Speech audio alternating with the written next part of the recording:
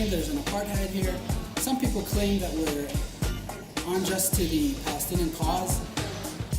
And some people have mixed feelings about this. When they are doing some bad thing against Israel, against the security of the people or the country, we have to react, and we do it. And I think that we have to do it stronger.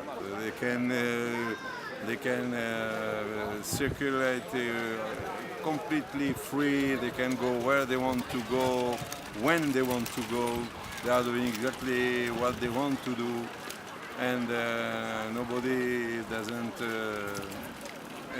How do you say? Disturb them to do that. You can do a traffic offense or to drive too fast, and the judge that will cope with you is an Arab. So can you imagine in South Africa something like that? It can never happen. So I don't think that there is an apartheid here, but there is a lot of tension because there is two people that think that this is their country.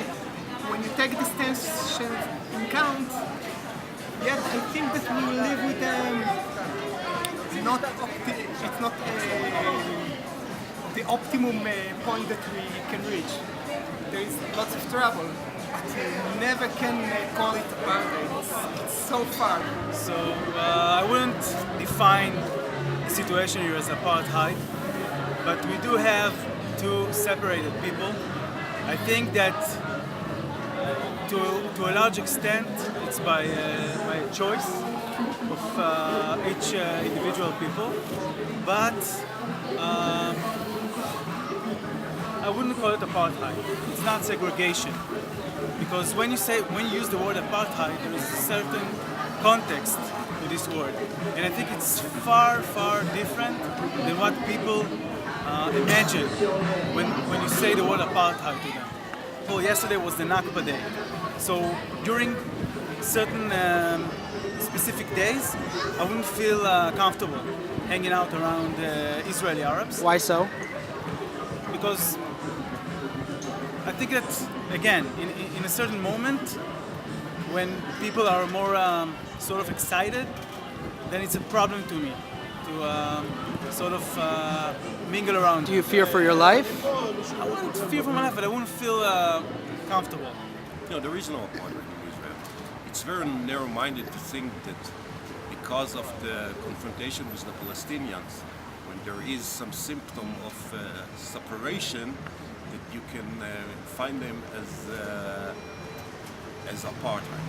Apartheid is, as far as I know, it was a legislation in the 60s and the 70s in South Africa. Here, the separation is coming especially from security reason. Different roads and different paths for Jews and Arabs are not coming from any racism or kind of thinking that you are superior. It's only a question of whether your kids will be safe to pass this road. And as far as I know, and especially in Israel, I was studying in the university with Arabs. I had a professor who was judging my thesis who was Arab.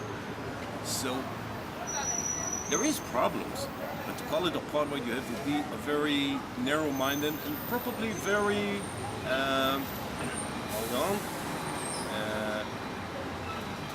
very demagogic. It's a very demagogic argument to say it's apartheid. The building of the separation wall has reduced the numbers of terrorist attacks to minimum. So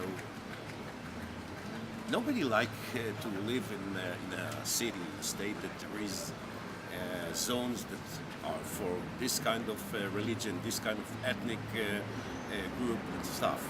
But like you people in New York, in America, you know that there are some neighborhoods which are not it's not so safe to go there after midnight. So there is some zone in Israel that should be taken care of more seriously in matter of for security. Well, smile.